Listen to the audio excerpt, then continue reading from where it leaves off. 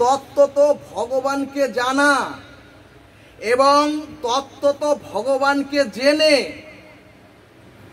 তত্ত্বত ভগবানকে জানা এবং তত্ত্বত ভগবানকে জেনে ভগবান ভজন করা ব্যক্তি অথবা ভগবানকে ভজন করা সেই মহাত্মা এই চরাচর জগতে সুদুর্লভ, অর্থাৎ সুলভ নয়।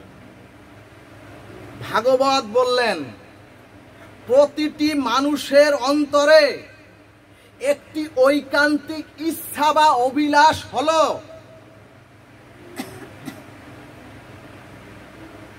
চরাচরে মনুষ্য প্রাপ্তি জীব প্রতিটি মানুষ চায় সুখী হতে, প্রতিটি মানুষ চায় সফল হতে, এবং প্রতিটি মানুষ সুখী এবং সফল হওয়ার জন্য ওই অনাদির আদি ভগবানের পক্ষ থেকে প্রত্যেককে সমভাবে সুযোগ করে দিয়েছেন।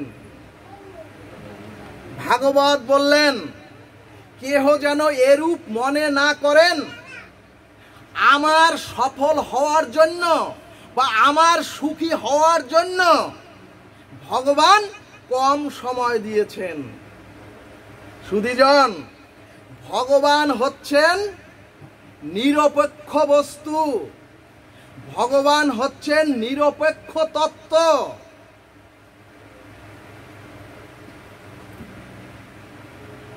এবং মনুষ্য জীবকে অমৃতের পুত্র হিসেবে সকলকেই সমভাবে সুখী এবং সফল করার জন্যই ভগবান সুযোগ দিয়েছেন আমাদের। ভাগবত দৃষ্টান্ত দিলেন, একটি রাষ্ট্রের রাষ্ট্রপ্রধান দিনে রাত্রে যতটুকু সময় পান, একজন জ্ঞানী ব্যক্তি, একজন দিব্য জ্ঞান প্রাপ্ত ব্যক্তি অথবা একজন অজ্ঞান ব্যক্তি অথবা একজন কাঙ্গাল, কারো জন্যই ভগবান দিনে রাত্রে ওই রাষ্ট্রপ্রধানের থেকে একটু কম সময় দেননি। তাহলে এখন প্রশ্ন, সকলেই কেন এই চরাচরে সুখী সফল হচ্ছেন না?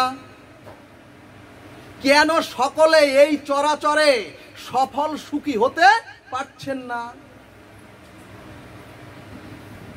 ভাগবত দৃষ্টান্ত দিলেন উত্তরে।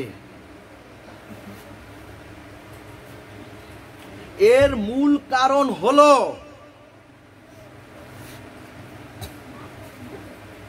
আমাদের চরাচরের সকলের উদ্দেশ্য স্থির হয়নি, তার তার তার তার অবনতি অবধারিত। আর যার লক্ষ্য স্থির হয়েছে তার উন্নতি, তার উত্থান অবধারিত। এজন্যই শ্রীমদ্ ভগবত গীতায় ভগবান বললেন, উদ্ধারে তো আত্মানাং ন আত্মা অবসাদয়েৎ, অর্থাৎ তুমি তোমার উদ্ধারের একমাত্র ব্যক্তি, আর তুমি তোমার পতনের একমাত্র ব্যক্তি। অর্থাৎ তুমি তোমার বন্ধু, তুমি তোমার শত্রু।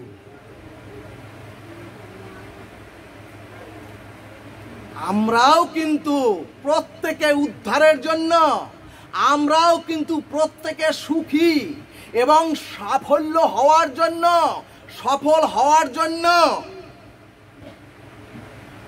প্রত্যেকে দীক্ষা গ্রহণ করে, প্রত্যেকে মালা তিলক ধারণ করে সাধু সঙ্গে হরি কথাও শুনছি এবং ঘরে বসে বা হরিনাম যজ্ঞে গিয়ে হরিনামও শুনছি বা হরিনামও করছি। অর্থাৎ আমরাও ভগবান শ্রীকৃষ্ণকে নিরন্তর খুঁজছি। আর এই অনুসন্ধান, আর এই যে আমরা খুঁজছি, আমরা যে গুরু মন্ত্রে কর্ণে ধারণ করেছি, আমরা যে এই ভাগবত শ্রবণ করছি, আমরা যে হরিনাম করছি, এটার নাম হচ্ছে অনুসন্ধান বা খোঁজা। ভগবান বললেন, আর এই অনুসন্ধান, এই খোঁজার নামই হচ্ছে ভগবত ভজন। এখন প্রশ্ন, এত অনুসন্ধান, এত খোঁজার পরেও কেন সুখী সফল হতে পারছি না?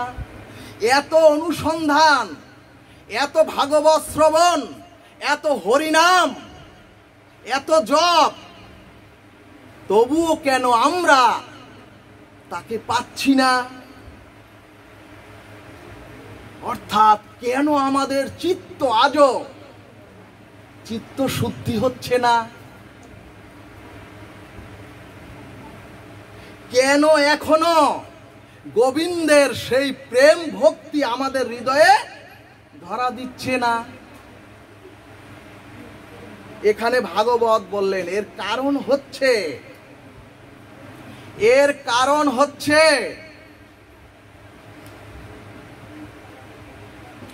ভগবানকে, ভগবানের ভজন মানে শুধু অনুসন্ধান বা খোঁজ করা নয়।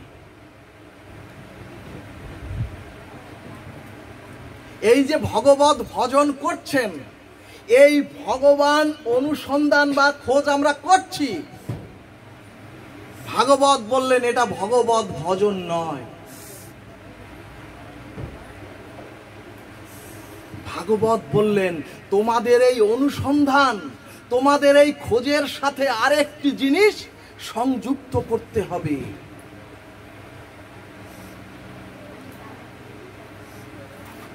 ভাগবত বললেন এই খোঁজার সাথে আরো একটি জিনিস যুক্ত করতে হবে।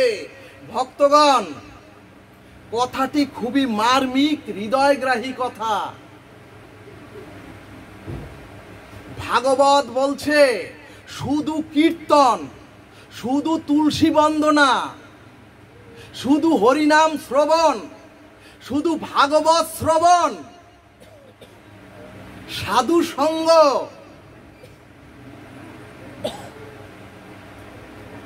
এসব করে শুধু খোঁজ করলেই হবে না। এই খোঁজার সাথে তোমাদের রুচি যোগ করতে হবে। আর রুচি অর্থ হচ্ছে, রুচির সরল অর্থ হচ্ছে ক্ষুধা। রুচির সরল অর্থ হচ্ছে ক্ষুধা। ভাগবতের নিগুড় তত্ত্ব হলো এই অনুসন্ধানের সাথে, হরি নামের সাথে, হরি কথা শ্রবণের সাথে, মালা জপের সাথে, এই তুলসী বন্দনার সাথে যদি ক্ষুধা যুক্ত না হয়, আর সে যদি অনন্ত জন্ম খুঁজতে থাকে, কথাটা বুঝেছেন? সে যদি অনন্ত জন্ম খুঁজতে থাকে, তাহলে সে অনন্ত জন্মেও খুঁজে পাবে না ওই গোবিন্দকে। আবার যার ভিতরে রুচি আছে অথচ ক্ষুধা নাই,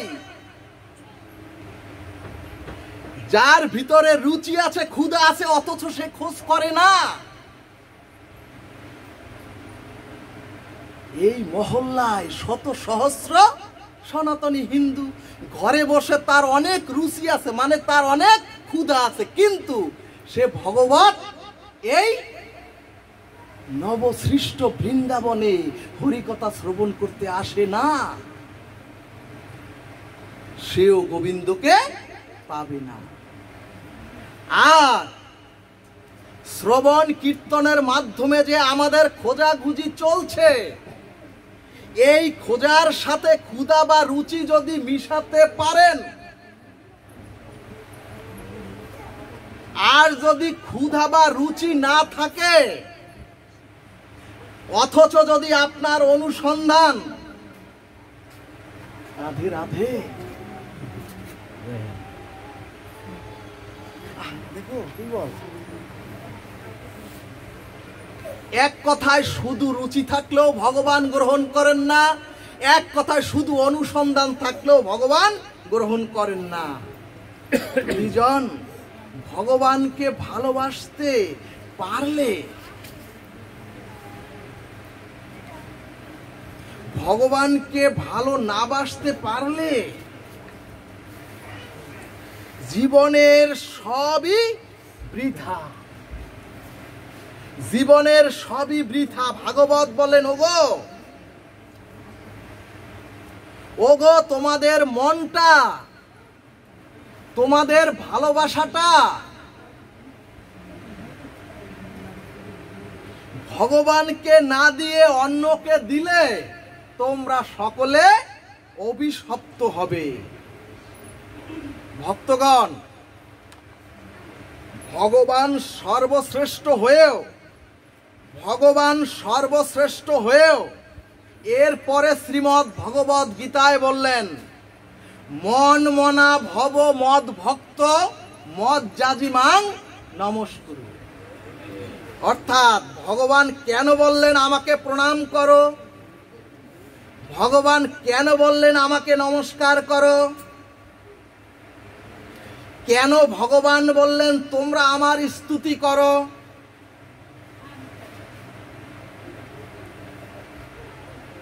মন মনা ভব, কেন ভগবান বললেন তোমাদের মনটা আমাকে দাও? কেন ভগবান বললেন ফুল তুলসী মালা চন্দন দিয়ে আমার পূজা আরতি করো?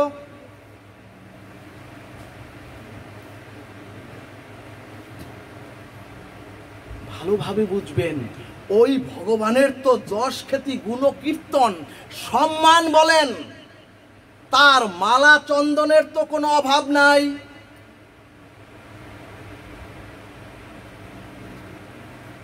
বেদের দিব্য বাণীতে ভগবান বললেন, অং পূর্ণমদং পূর্ণমিদং পূর্ণত্ব পূর্ণমদচ্যতে। অর্থাৎ ভগবান পূর্ণ, ভগবান পূর্ণতম, ভগবান পূর্ণতর, ভগবান পূর্ণমিদং, ভগবান অর্থাৎ ভগবান হচ্ছে পূর্ণ। শ্রী শ্রী চৈতন্য চরিতামৃত বললেন, ওই যে সূর্য তাকে আপনি প্রদীপ জ্বালাননি, ওই প্রদীপের আলো দিয়ে কতটুকু আলোকিত করবেন? এই এক ঘটি জল দিয়ে ওই মহাসাগরকে, বঙ্গোপসাগরকে আপনি কতটুকু পূর্ণ করবেন? অর্থাৎ যিনি আত্মকাম, অর্থাৎ যিনি সরাট বিভু, যিনি সচ্চিদানন্দময়, যিনি পূর্ণ থেকে পূর্ণতর, তাহলে সেই ভগবানের মালা চন্দনে তার আবার কি পূর্ণ হবে? গৌর ভক্তবৃন্দ, শুধু কি তাই, এর পরে ভগবান সার্বভৌম গীতায় জগৎ জীবের কাছে চাইছেন, মামেকং শরণং ব্রজ। অর্থাৎ তোমরা আমার কাছে, আমার চরণে সমর্পিত হও। এখন প্রশ্ন, ও ভগবান তুমি তো পূর্ণ, তাহলে তোমার শরণ স্তুতি কেন করতে বলছো? সুধীজন, এর পরেও ভগবান বললেন, তোমরা যা কিছু করো আমাকে অর্পণ করে করো, তোমরা যা কিছু খাও আমাকে একটু নিবেদন করে খাও। অর্থাৎ ভগবান বললেন, যৎ করোষি যদন্নাসি যজ্জ হসি যদস্যি যৎ। অর্থাৎ ভগবান বললেন, তোমরা যা খাও আমাকে একটু নিবেদন করে খাও, তোমরা যা করো আমাকে একটু নিবেদন করে করো, তোমরা যে যাগযজ্ঞ করো, যে আগুন জ্বালাও, আমাকে নিবেদন করে করো, আমাকে অর্পণ করো। এখন প্রশ্ন, আমি যদি ভগবানকে অর্পণ না নিবেদন করে খাই, আমি যদি ভগবানকে বারবার এই নিবেদন করে খাই, ভগবানকে সব অর্পণ করে দেই, তাহলে ও ভগবান তোমার কি বাড়বে, তোমার কি বৃদ্ধি হবে? ভাগবতে মহাজনগণ প্রশ্ন করলেন।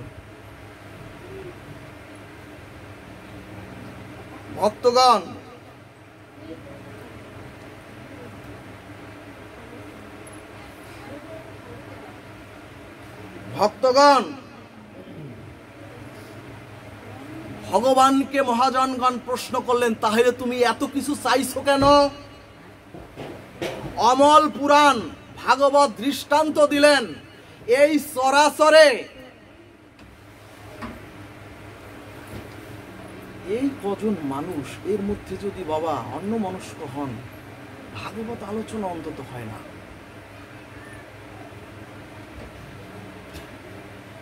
অমল পুরাণ ভাগবত দৃষ্টান্ত দিলেন, পৃথিবীতে এমন কোনো ব্যক্তি নাই যিনি আয়না বা দর্পণ তার মুখ দেখেননি। সেটি একজন রাষ্ট্রপতি হোক, সেটি প্রধানমন্ত্রী হোক, একেবারে নিভৃত পল্লীর একটি বাড়ি হোক, সব বাড়িতেই কিন্তু আয়না আছে বা দর্পণ আছে। ভাগবত দৃষ্টান্ত দিলেন, চৈতন্য ভাগবত। ওই দর্পণের সামনে যদি সুন্দরী একটি যুবতী মেয়েকে দাঁড় করিয়ে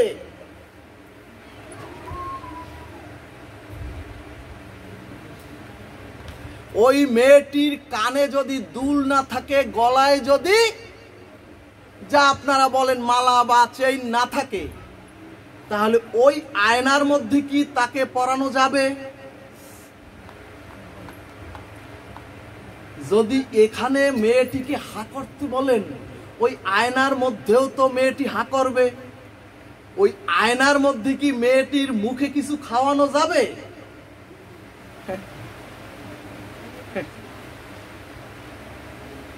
তাহলে আয়নার মধ্যে ওই মেয়েটির কানে দুলও পরানো যাবে না, গলায় মালাও পরানো যাবে না, ওই মেয়েটিকে খাওয়ানো যাবে না। গৌর ভক্তবৃন্দ, খুব লক্ষণীয় বিষয় হলো, খুব লক্ষণীয় কথা হলো, ভাগবত বললেন ওই আয়নার মধ্যের প্রতিবিম্বকে সাজানোর চেষ্টা তোমরা কেউ করিও না। ওই আয়নার মধ্যের প্রতিবিম্বের মেয়েটিকে তোমরা কেউ সাজানোর চেষ্টা করিও না।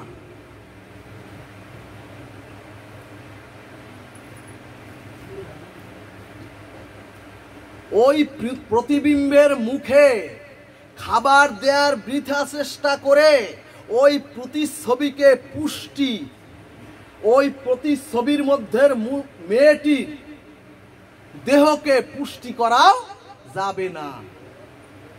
ভাগবত বললেন আয়নার মধ্যের প্রতিচ্ছবিকে না সাজিয়ে বাহিরে যে আছে তার কানে দুল পরিয়ে দাও, বাহিরে যে মেয়েটি আছে তার গলায় মালা পরিয়ে দাও, বাহিরে যে মেয়েটি আছে তার মুখে খাবার তুলে দাও। তাহলে মেয়েটি যেমনি সৌন্দর্য ফিরে আসবে, তেমনি মেয়েটি হৃষ্টপুষ্ট হবে।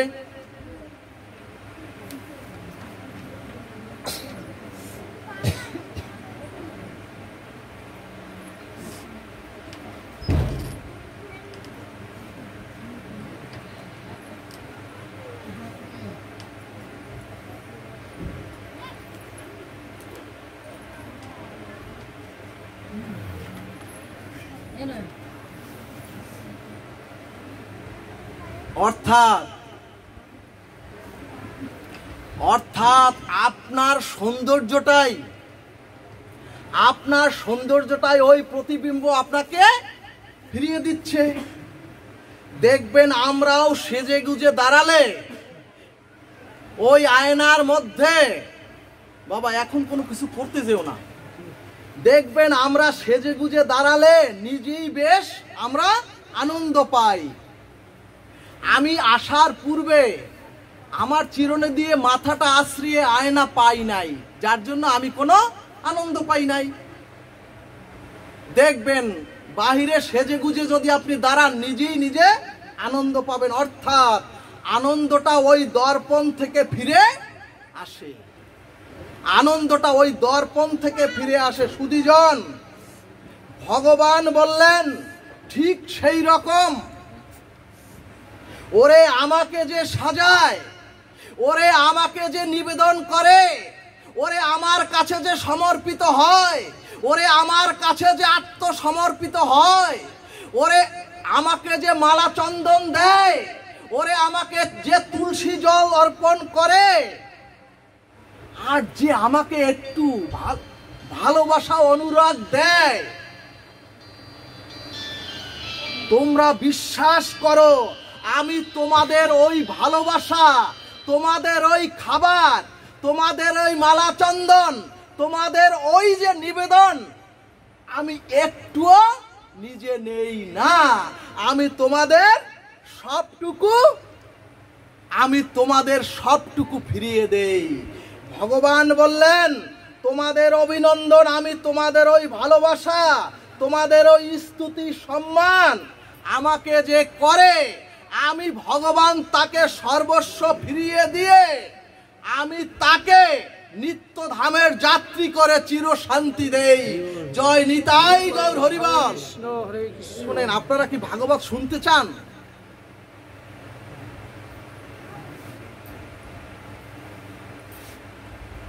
সুধী ভক্তগণ, ভাগবতের নিগূঢ় তত্ত্ব হলো আমাদের প্রত্যেককে অধরামৃত পান করতে হবে। বাবা শেষ করার সময় বলে দিল, অধরামৃত পান করতে হবে। গোপীগণ বললেন হে প্রাণনাথ, হে মনোহর সুন্দর, তোমার অধরামৃতের অধিকার আমরা পেয়ে কবে আমরা আমাদের জীবন ধন্য করব? এরপর গোপীগণ বললেন বাঁশি বা বংশীকে, গোবিন্দের যে বাঁশি, ওই বংশীকে গোপীগণ জিজ্ঞেস করলেন ও বাঁশি, ও বংশী, আচ্ছা বলো তো তোর ভাগ্য এত কি করে হলো? বংশী উত্তর দিলেন, ভক্তগণ দেখবেন মনের সংবেদনশীল অনুভূতিগুলি অধর অমৃত পেয়ে বাঁশি যারা বাজিয়েছেন, মনের যে অভিলাষ, মনের যে অনুভূতিগুলি, সংবেদনশীলতা সব ওই বাঁশির সুরের সাথে ভেসে উঠে। এজন্যই বংশীকে গোপীগণ প্রশ্ন করলেন তুই কোন সৌভাগ্যের সাধনায় গোবিন্দের ওই অধরে তুই স্থান পেলি? যে অধরামৃত পাওয়ার জন্য আমরা বেকুল। এখন প্রশ্ন, অধরামৃত কেমন?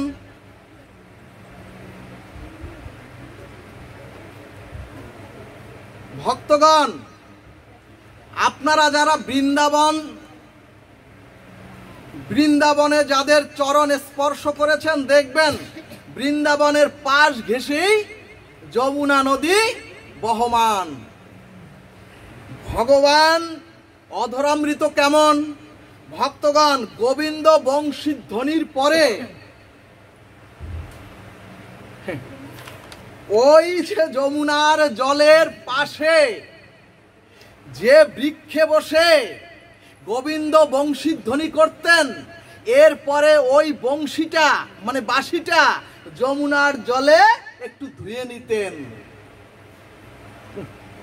সেই গোবিন্দের অধরামৃত বংশীর ছিদ্রের মধ্যে যতটুকু অধরের অমৃত থাকত, ওইটুকু যমুনার জলে মিশ্রণে যমুনার তীরে যত গাছ, যত পক্ষী, যত পশু আর যত নরনারী ছিল, সেই বৃক্ষকুল ফুলে ফলে ধন্য হলো। সকল মানুষ গোপী রূপ সেজে উঠল। বলো না গো, রাধে রাধে। ভাগবত আরো বললেন, পুতনা ছিল বালক ঘাতিনী, পুতনা ছিল অপবিত্র শিশু ঘাতিনী, এবং সেই পুতনার হৃদয়ে ছিল কালকুট বিষ। অথচ যেই না সেই পুতনার স্তনে গোবিন্দের অধর অমৃত স্পর্শ হলো, আর যখন সেই পুতনার মৃত্যু হলো, আর যখন তার দেহকে খণ্ড বিখণ্ড করে চিতায় দগ্ধ করা হচ্ছিল, তখন সারা বৃন্দাবনময়, বৃন্দাবন থেকে 7 কিলো দূরে মথুরাময়, সব গোবিন্দের অধরের স্পর্শে পুতনের সেই শিশু ঘাতিনীর রাক্ষসীর দেহ, চিন্ময় দেহ বৈকুণ্ঠের চন্দন কর্পূর রূপ ধারণ করলো, গন্ধে গন্ধে ভরে গেল। অর্থাৎ এই কারণেই ব্রজের গোপীগণ বললেন, হে মনোহর সুন্দর, আমাদের তাপিত শোকময় জীবন কবে তোমার অধরমৃত পেয়ে ধন্য করব। গৌর ভক্তবৃন্দ তখন বাসি বলছে, তোমরা যদি আমার স্বভাবটা গ্রহণ করতে পারো, তাহলে তোমরাও গোবিন্দের অধরের অমৃত পান করতে পারবে। রাধে রাধে। তখন বাসি বলল, ওরে আমি একদিন তোমাদের মতো আমার স্ত্রী পুত্র, আমার আত্মীয় স্বজন পরিবার নিয়ে আমিও সংসারে ছিলাম। অর্থাৎ যে বাঁশ দিয়ে বাঁশি তৈরি হয়, ওই বাঁশটা একটি বাঁশ ঝাড়ের মধ্যে থাকে। তার মানে আমরাও কিন্তু সংসারে পুত্র কন্যা, স্বামী স্ত্রী, আত্মীয় স্বজন আর কামনার মধ্যে, কামনা বাসনার মধ্যে আমরাও আছি। এরপরে বললেন কোন কৃষ্ণ তত্ত্ববেত্তা সদ্গুরু, কোন কৃষ্ণ তত্ত্ববেত্তা সদ্গুরু দীক্ষা মন্ত্র দিয়ে, দীক্ষা মন্ত্রে কি হয়? পুনর্জন্ম হয়, একটি মানুষের পুনর্জন্ম হয়। অর্থাৎ বলল, দীক্ষা কৃষ্ণ তত্ত্ববেত্তা একজন সদ্গুরু দীক্ষা মন্ত্র দিয়ে ওই কি করছে, আমাদেরকে সংসার থেকে ছেটে দিয়েছে। অর্থাৎ জীবকে সংসারের কামনা বাসনার ঝাড় জঙ্গল থেকে সাধন ভজন বিবেক বিচার রূপ জ্ঞান অস্ত্র দিয়ে সংসারের কামনা বাসনা আমাদেরও প্রত্যেকের কাটতে হবে। ভাগবত দৃষ্টান্ত দিলেন, জগৎ জীবকে সংসার ছাড়তে বলা হয়নি, জগৎ জীবকে সংসার ত্যাগ করে ওই বৃন্দাবনে গিয়ে বসবাস করতে বলা হয়নি।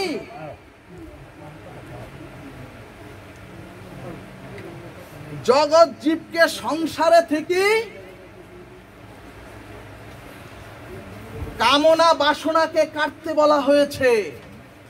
এরপরে বংশী বলল,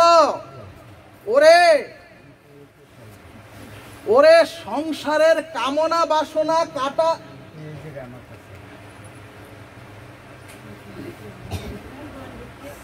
ওরে সংসারের কামনা বাসনা কাটার পরে, আরে বসেন না,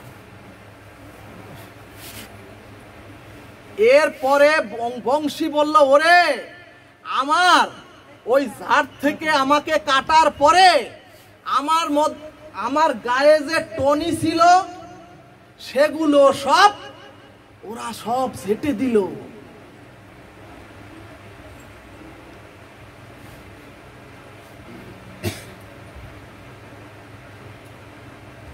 অর্থাৎ স্বামী স্ত্রী পুত্র কন্যা এই কামনা বাসনাকেও ছেটে দিল। ওরে এরপরে আমাকে রৌদ্রে শুকালো, অর্থাৎ কত তাপ আমাকে সহ্য করতে হলো রে। অর্থাৎ বংশী বলছে, জানো ওরা আমার সব অংশ কেটে নিয়ে, মাগো কথা বলো না মা। এরপরে বংশী বলল, ওরা আমার সব অংশ কেটে নিয়ে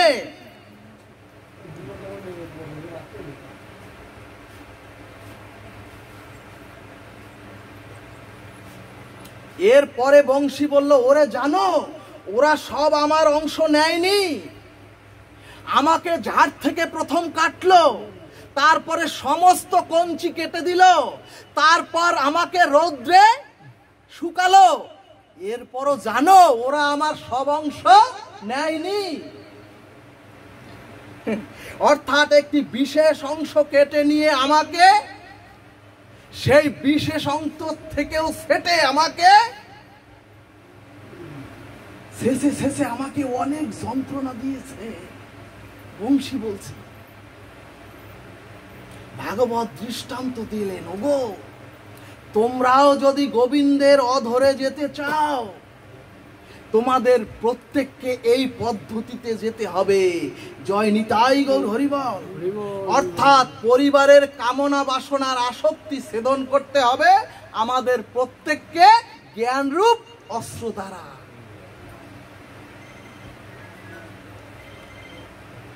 এরপরে প্রথম বললাম জ্ঞানরূপ অস্ত্র দ্বারা আমাদের কামনা বাসনা সংসারে থেকেই ছেদন করতে হবে। দ্বিতীয়ত আমাদের যে পুত্র কন্যার প্রতি প্রবল আসক্তি, সেই আসক্তিও আমাদের বিবেক বিচার রূপ অস্ত্র দ্বারা ছেদন করতে হবে। তৃতীয়ত তোমাদের অনেক অনেক তাপরূপ যন্ত্রণা এই সংসারে সহ্য করতে হবে। চতুর্থত ওগো জানো তোমরা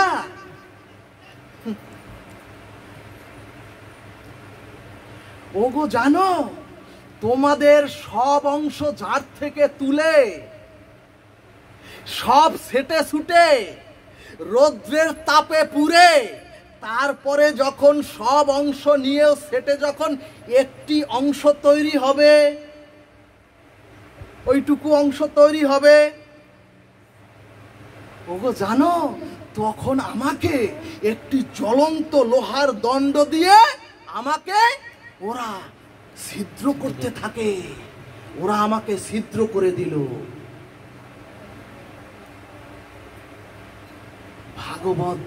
ভাগবত জগৎ জীবের কাছে, অর্জুন রূপী জগৎ জীবের কাছে জিজ্ঞেস করলেন, ওগো তোমরা কি সংসারের এই অপমান, এই কষ্ট, এই যন্ত্রণা তোমরা কি সহ্য করতে পারবে? হে অর্জুন রূপী জগৎ জীব, তোমরা পারবে তো? ওগো তোমরা পারবে তো? অপমান সহ্য করতে তোমরা পারবে তো? সংসারের যন্ত্রণা সহ্য করতে? ভক্তগণ, বংশী বলল, ওগো আমাকে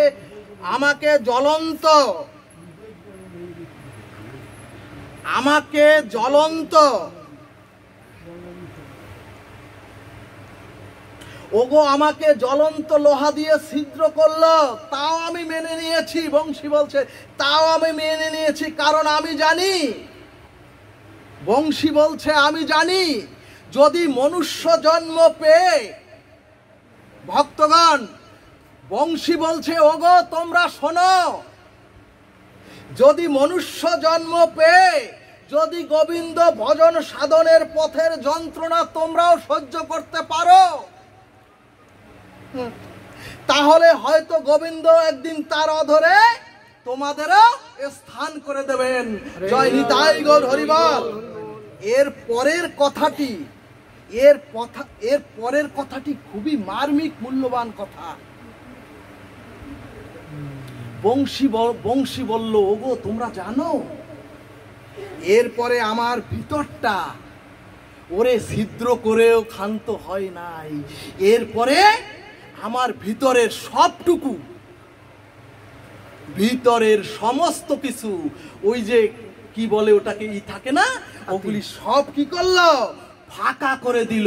অর্থাৎ ভাগবত বললেন, ওরে বাঁশির ভেতর ফাঁকা না থাকলে, ওরে জগৎজীব, ওই বংশীর ভিতরের সব যদি ফাঁকা না থাকে, তাহলে বংশীর ওই যে সুলেলিহিত, ওই মনোহর সুন্দর ওই বংশীর ধ্বনি ওই বাঁশিতে বাজে না।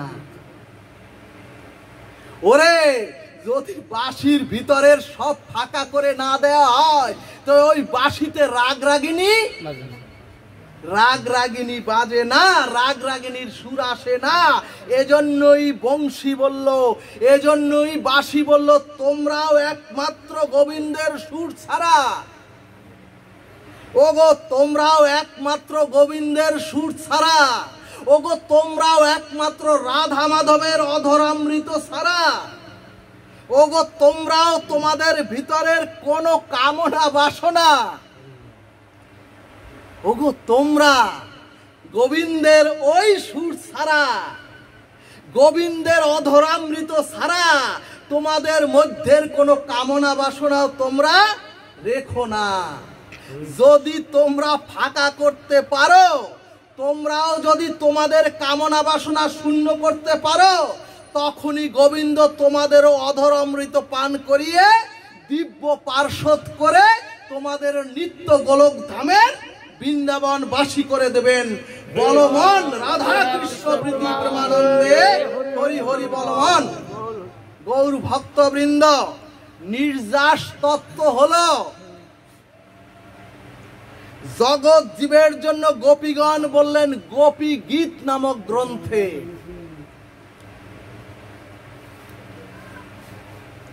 গোবিন্দের অধর অমৃত পেয়ে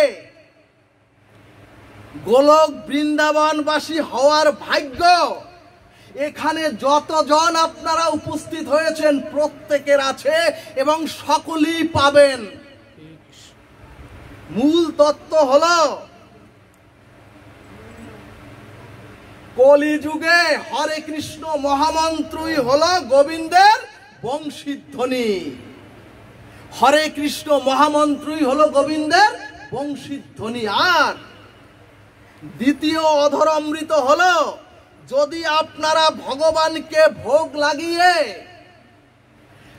আপনারা যদি গোবিন্দকে ভোগ লাগিয়ে গোবিন্দকে নিবেদন করে প্রসাদ গ্রহণ করতে পারেন, তাহলে ওই প্রসাদটার মধ্যেই হচ্ছে গোবিন্দের অধরামৃত রাখা আছে।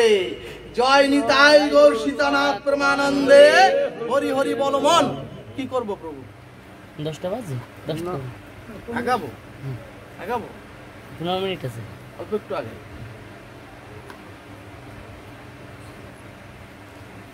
নবলক্ষ গ্রন্থের বাবা মূল তত্ত্ব হলো, নবলক্ষ গ্রন্থের বাবা কিভাবে আপনাদেরকে বুঝাই, সনাতন ধর্মের সমগ্র শাস্ত্রের, নিখিল শাস্ত্রের সার তত্ত্ব হলো রাধা তত্ত্ব।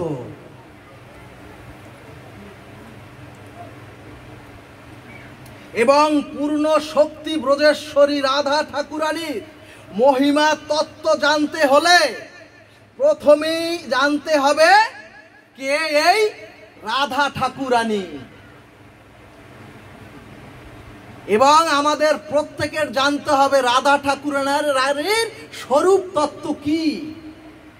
ভক্তগণ, ভাগবত বলছে পরাস্থে শ্রেষ্ঠ বাচকা।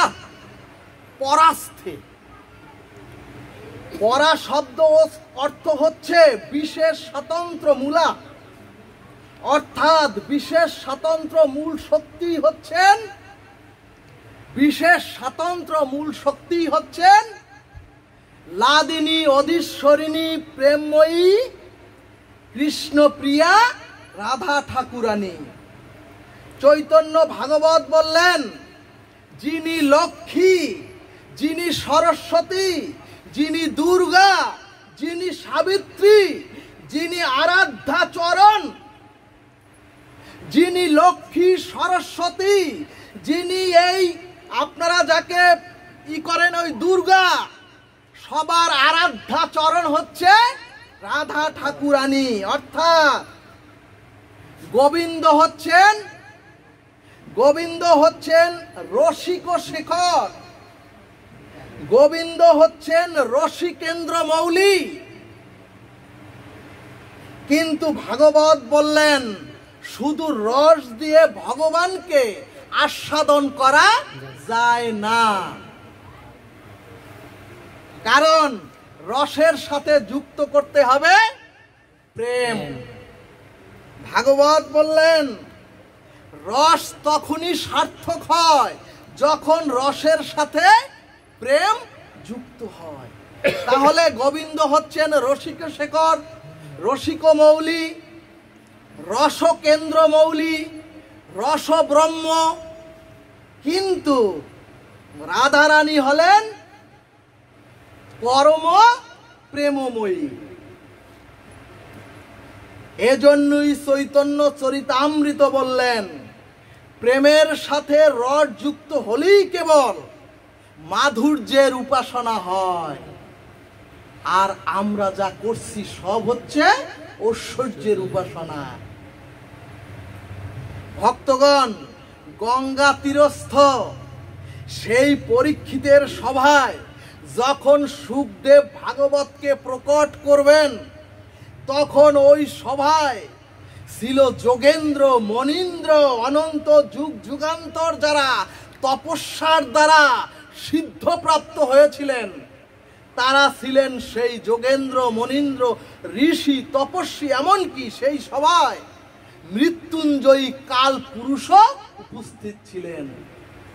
তখন সুখদেব বললেন যিনি সর ঐশ্বর্যের কুলমালিক তিনি হচ্ছেন শ্রী গোবিন্দ। সর ঐশ্বর্য মানে যার যশ, যার শ্রী, যার ঐশ্বর্য, যার জ্ঞান আর যার বৈরাগ্য আছে তিনি হচ্ছেন ভগবান। কিন্তু সমস্ত লীলার সার,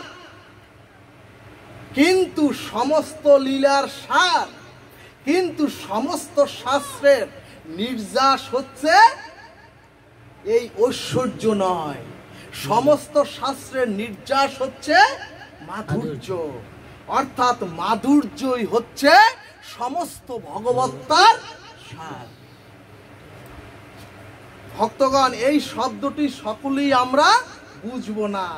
যারা গৌরীয় ভজন রাজ্যে প্রবেশ করেছেন, যারা রাধা মাধবের যুগল উপাসনা ব্রতী হয়েছেন, যারা রাধা মাধবের চরণ আশ্রয় করে প্রগতির রাজ্যে যাত্রী হয়েছেন,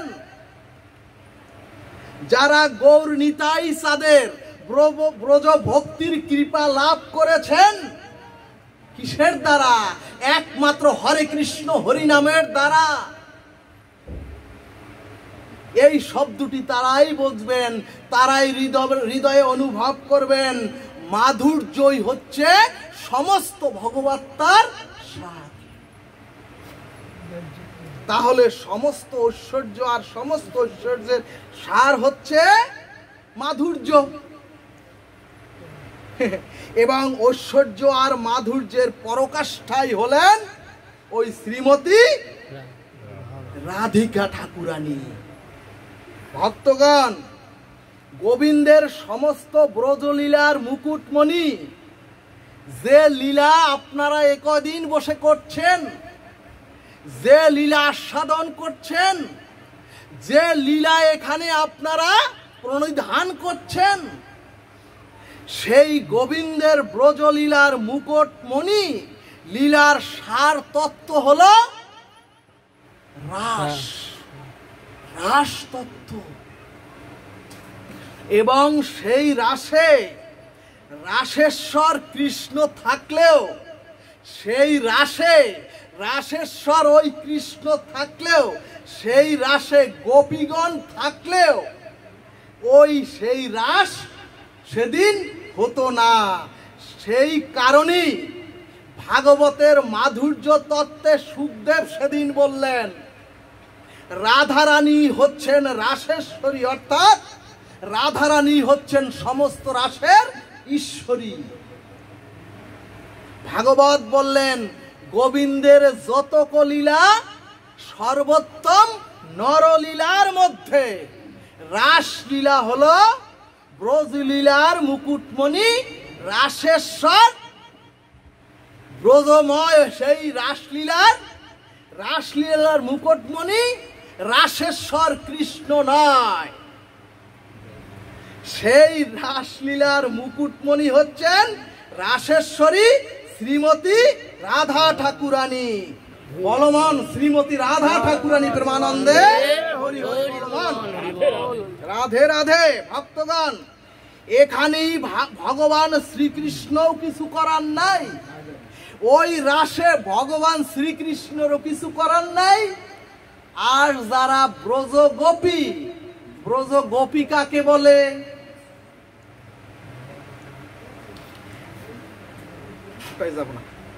এবং যারা ব্রজগোপী তাদেরও ওই রাসে কিছু করার নাই। যদি কারণ প্রেম মাধুর্য নিকেতনের রাসেশ্বরী রাজাই হচ্ছেন একমাত্র শ্রীমতী রাধারানী। গৌর ভক্তবৃন্দ, অখিল ব্রহ্মাণ্ডের কুলনায়ক, অখিল ব্রহ্মাণ্ডের নিখিল শাস্ত্রের প্রতিপাদ্য বিষয় অখণ্ড পরতত্ত্ব স্বয়ং গোবিন্দ হচ্ছেন জগৎগুরু, নাকি মিথ্যা? গোবিন্দ হচ্ছেন জগৎগুরু, আদিগুরু। তাকে তাইলে কাকে ধরতে হবে? শ্রী গুরুর কাজ কি? শ্রী বৃন্দাবন ধাম যুগল ভজন ধন মহেন করাবেন উপদেশ। হে গুরুদেব, গুরুদেবের কাজ, একমাত্র কাজ রাধা মাধবের পথ প্রদর্শন করা। সুধীজন, যত মত পথ থাকুক, নিখিল শাস্ত্রের সার তত্ত্ব হলো এতে চাংশ কলা পুংস কৃষ্ণস্তু ভগবান স্বয়ং। অর্থাৎ রাম বলেন, বামন অবতার বলেন শ্রীরাম, বামন অবতার বলেন, নৃসিংহ অবতার বলেন, যত অবতার সকলেই ভগবান শ্রীকৃষ্ণের অংশের অংশ, অর্থাৎ কলা মাত্র। একমাত্র স্বয়ং পরতত্ত্ব হলেন ভগবান শ্রীকৃষ্ণ। ভক্তগণ, এই জগৎগুরু ভগবান শ্রীকৃষ্ণেরও, এই ভগবান শ্রীকৃষ্ণেরও প্রেমের গুরু হচ্ছেন শ্রীমতী রাধারানী। বলো না গো, রাধে রাধে। রাধে রাধে। শ্রী শ্রী চৈতন্য চরিতামৃত মহাগ্রন্থ বললেন, রাধামর প্রেম গুরু। ভগবান শ্রীকৃষ্ণ বলছেন, রাধামর প্রেম গুরু, আমি হচ্ছি নট, আমি শিষ্য নট। যেমন নাচায় তেমনি নাচি, আমি একটা উদ্ভট। ভগবান শ্রীকৃষ্ণ নৃত্য করতে করতে বলছেন। অর্থাৎ নিখিল ব্রহ্মাণ্ড কুলনায়ক বললেন, আমারও গুরু হলো প্রেমময়ী রাধারানী। শাস্ত্রজ্ঞ ভক্তজন, এই তত্ত্ব মুনি ঋষি গণেরও ঊর্ধ্বের সংবাদ। এই তত্ত্ব মুনি ঋষি গণেরও, ব্রহ্মাদি শিবাদি দেবাদিদেরও ঊর্ধ্বের সংবাদ। কিন্তু আমরা শ্রবণ করছি কিভাবে? আমার মতো অধম, আমার মতো নিকৃষ্ট পাষণ্ডী কিভাবে শ্রবণ করাচ্ছে? আমার মতো অধমেরও সাহস হতো না রাধাকুণ্ড, ব্রজকুণ্ড, শ্যামকুণ্ড, গিরি গোবর্ধন, ওই বাকি বিহারীরও ঊর্ধ্বের এই সংবাদ, সমস্ত বৃন্দাবনেরও ঊর্ধ্বের এই সংবাদ আমার মতো অধমের বলার সাহস শক্তি হতো না যদি যদি শ্রীকৃষ্ণ চৈতন্য মহাপ্রভুর মহ অবদান আমরা না পেতাম। বলো না গো, বলমান শ্রীকৃষ্ণ চৈতন্য মহাপ্রভু প্রেমানন্দে হরি হরি বলমান। বাবা জয় জয় এই নবশ্রী ধাম বৃন্দাবন বিহারী লাল কি জয়। জয় জয় কৃষ্ণচন্দ্র ভগবান কি জয়। শ্রী শ্রী নব বৃন্দাবনের রাধা মাধব কি জয়। সখী বৃন্দ কি জয়। পঞ্চতত্ত্ব কি জয়। প্রেমের ঠাকুর শ্রীমান গৌর হরি কি জয়। প্রেমময়ী শ্রীমতী রাধা রানী কি জয়। জয় নিতাই।